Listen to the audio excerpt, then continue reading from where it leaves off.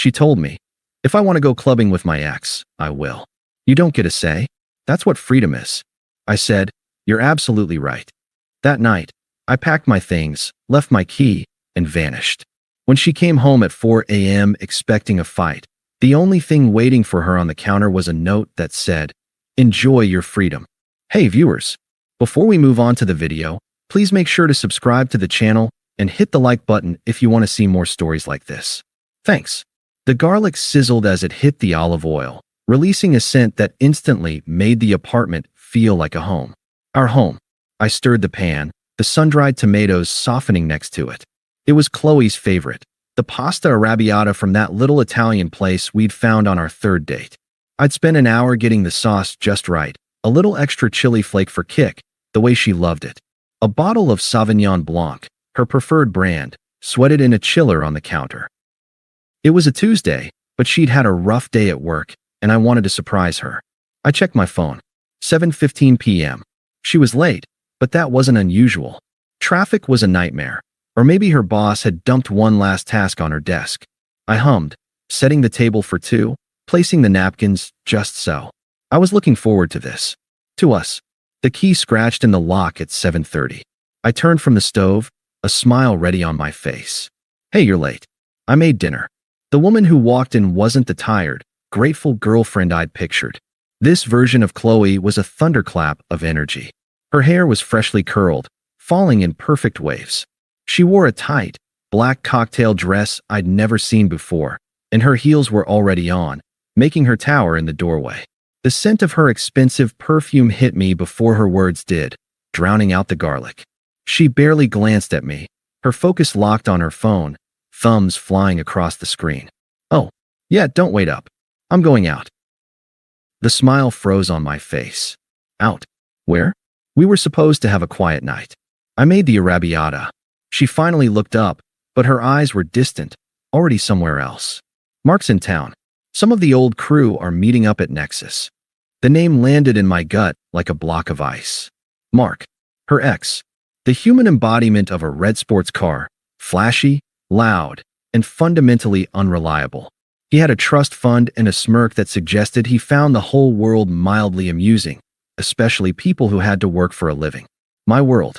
Qley had a history with him that she'd always been vague about, a history that had left her a wreck when he'd finally ghosted her. A history I'd helped her pick up the pieces from. Mark, I said, my voice carefully neutral. I wiped my hands on a dish towel. Qley, going clubbing with your ex, that makes me uncomfortable. You know how he is. The way he looks at you. She let out a short, exasperated sigh, the one she reserved for when I was being particularly tedious. God, Alex, don't be so insecure. It's pathetic. A hot flush crept up my neck, but I kept my voice low. It's not about insecurity. It's about respect. For me. For this. I gestured between us, at the table set for two, at the meal going cold on the stove. She laughed then, a sharp, brittle sound that didn't reach her eyes. Respect? Respecting what? You're right to tell me what to do. She took a step forward, planting her heels on the polished floor, her gaze challenging and cold. Listen to me clearly. I'm only going to say this once. The air in the room went still. The sizzle of the pan seemed to fade into a distant hum. If I want to go clubbing with my ex, I will. You don't get a say. That's what freedom is. The words hung in the air, absolute and unforgiving.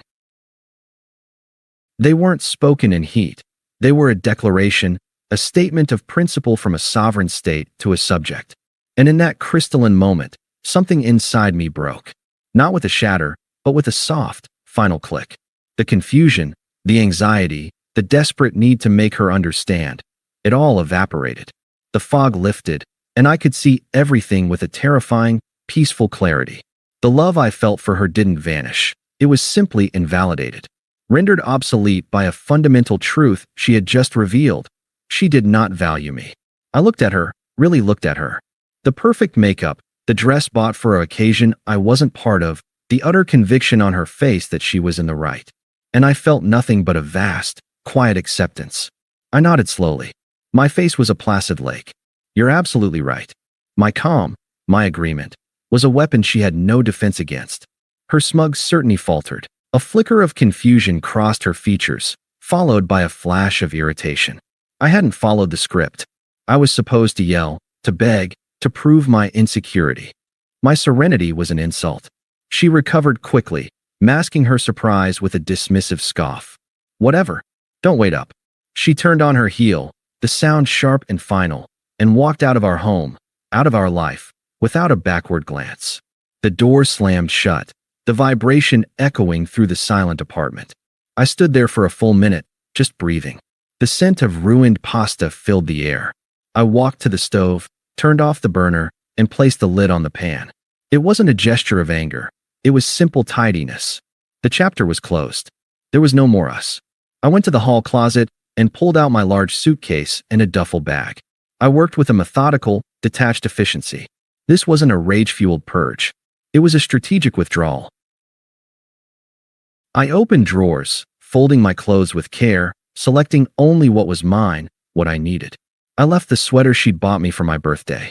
I left the silly matching pajamas we'd worn last Christmas. Those belonged to the ghost of the man I was 5 minutes ago. I packed my laptop, my important documents from the fireproof box, the watch my grandfather had left me.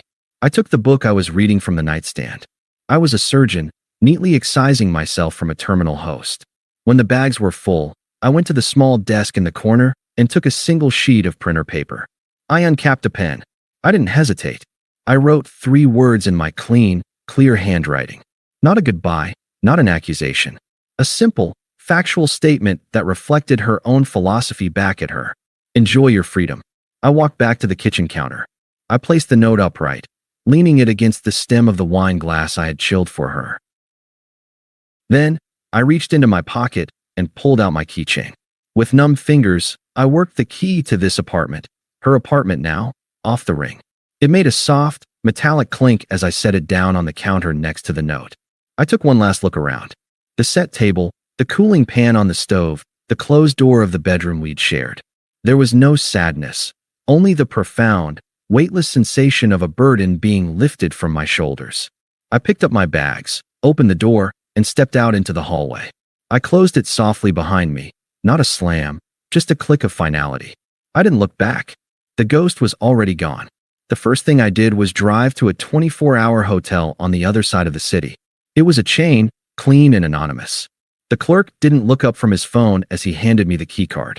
The room smelled of sterile air and bleach. I dropped my bags by the door, didn't even bother to unpack. I sat on the edge of the bed, the stiff floral bedspread scratchy under my hands, and waited for the feeling to hit me. I waited for the crushing grief, the rage, the seismic tremor of a 2-year life being demolished. It didn't come. Instead, a profound, deafening silence filled the space where all the noise used to be. The noise of her expectations, the constant, low-grade anxiety of not being enough, the background hum of negotiating for basic respect. It was gone, and in its place was peace. It was so quiet I could hear my own heart beating, steady and sure. I lay back on the bed, still in my clothes, and slept for 12 hours straight. It was the most restful sleep I'd had in a year. The next morning, I systematically cut the tethers. I blocked her number. I blocked her on every social media app. It wasn't an act of anger. It was digital hygiene, like deleting a malicious file. I called my boss, told him I had a family emergency and needed to work remotely for the rest of the week. He was understanding. I didn't feel like I was lying. This was an emergency. The emergency was saving myself. The days bled into a week. I found a realtor and leased a small, bright 1-bedroom apartment with a view of a quiet courtyard. It had no history, no ghosts. I bought a new bed, new sheets. I set up my desk by the window. The silence there wasn't empty. It was fertile. I started going to the gym at 6 a.m., the brutal burn of iron and sweat scouring the last remnants of her from my system. I reread my favorite sci-fi novels. I cooked simple meals for one and didn't set the table. I was rediscovering the contours of my own life, and I found I liked the shape of it. I was at a coffee shop, typing away on my laptop, when my phone buzzed with an unknown number. A cold knot formed in my stomach. I let it go to voicemail. A few minutes later, the notification popped up. Curiosity, that old poison, got the better of me. I put in my headphones and listened. Her voice was sharp, tinged with irritation, as if I were a child who had misplaced her car keys. Alex? What the hell? Where are you? I come home, and all your stuff is, just call me. This isn't funny. I deleted the voicemail. The knot loosened. She wasn't hurt or remorseful. She was inconvenienced. 3 days later, a text from a different number lit up my screen. Unknown number. Okay, I get it. You're making a point. You can come back now. We can talk about this like adults. I stared at the message. Come back now. As if she was summoning a dog that had strayed too far. There was no I'm sorry. No, I was a monster. Just a royal decree that my protest was noted and could now cease. I didn't reply. The act of not replying felt more powerful than any argument I could have ever won. The following week, my phone rang. It was Jess, a friend we shared, though she was always more Qley's than mine. I considered letting it go, but I felt a need to draw a line in the sand for anyone who might try to cross it. I answered, Jess. Alex, hey. Her voice was strained, faux concern layered over clear annoyance. Look, I just got off the phone with Qley. She's a mess. She says you just left. No warning, nothing. What's going on? I said nothing, letting the silence press against her. She filled it, her tone turning accusatory. What you did was really cruel, you know. You can't just ghost someone like that after 2 years. It's emotionally abusive. Cruel. The word echoed in my mind. I had given Qley exactly what she asked for.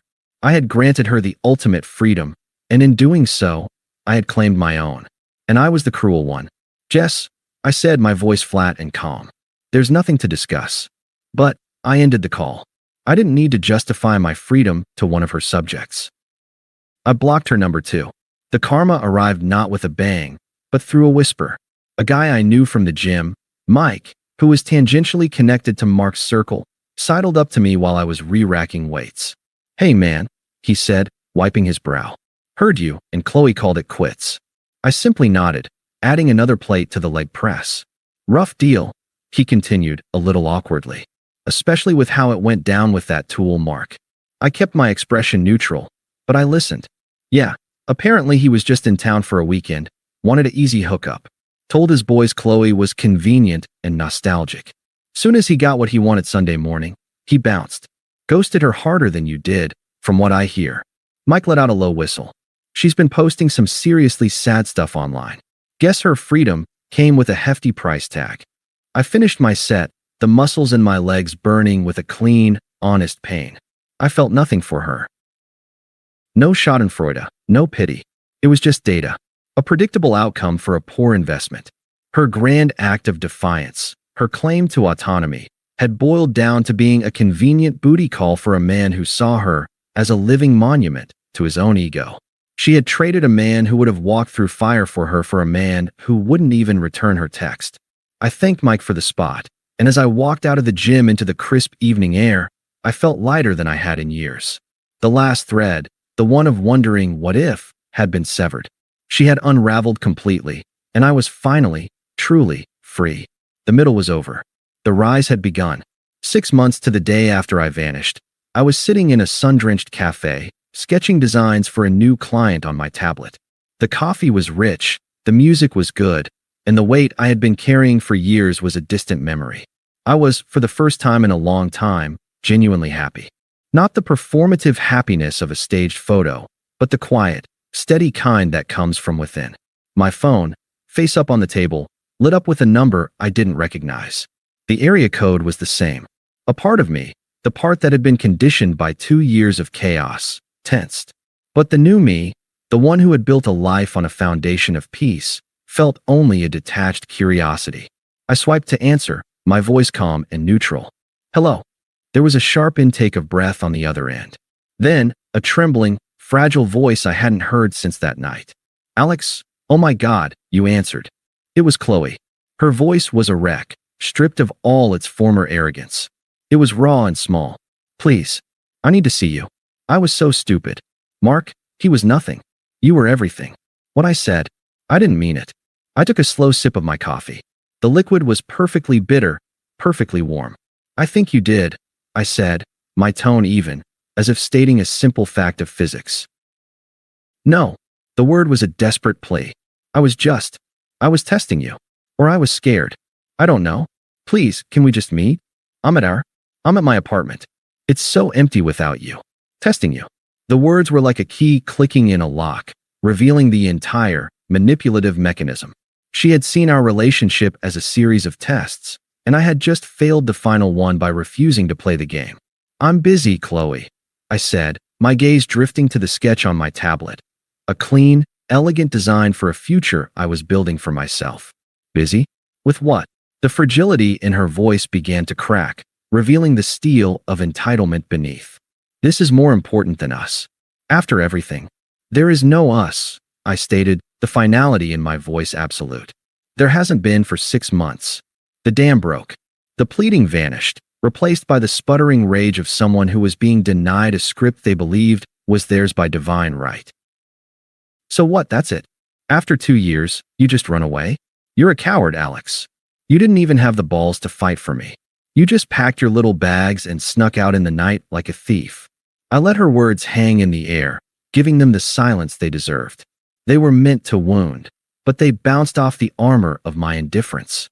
She was screaming into a void. When I spoke again, my voice was lower, flatter than before. It wasn't angry. It was final. It was the sound of a judge reading a verdict that had been decided long ago. "You told me you wanted freedom from my opinion," I began, each word measured and clear. "I granted it. You told me I didn't get a say, so I stopped having one.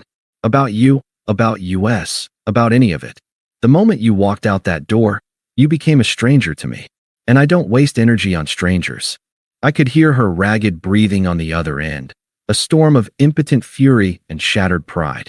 "Don't contact me again." I ended the call. I didn't slam the phone down.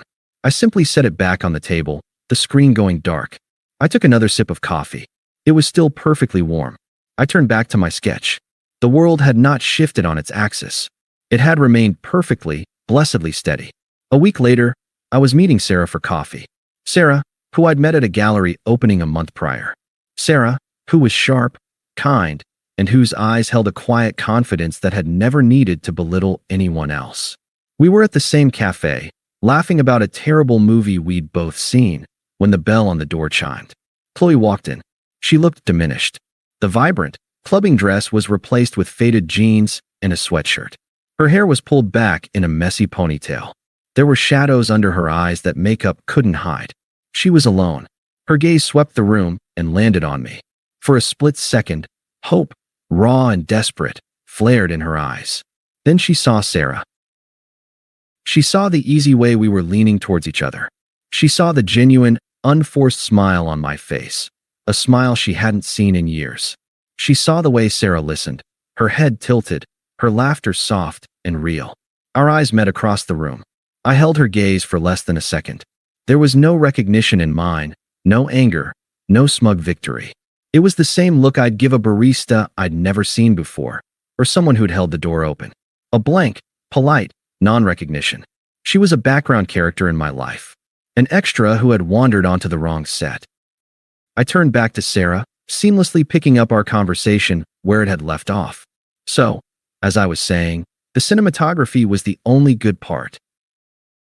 From the periphery of my vision, I saw Qley's face collapse. The hope shattered, replaced by a dawning, horrifying understanding. She wasn't the villain in my story anymore. She wasn't the one who got away. She was a footnote, an irrelevant detail from a previous chapter. I was so completely, utterly moved on that her presence was nothing more than a minor spatial anomaly. She stood there, frozen for a moment, the weight of her own irrelevance pressing down on her. Then, she turned and hurried back out the door, the bell chiming softly behind her. I didn't watch her go. I was already looking forward, my focus entirely on the woman in front of me, on the design on my tablet, on the life I had built, a life where the only freedom that mattered was my own. Thanks for watching. Make sure to subscribe to the channel and hit the like button. What do you think about this story? Share it in the comments.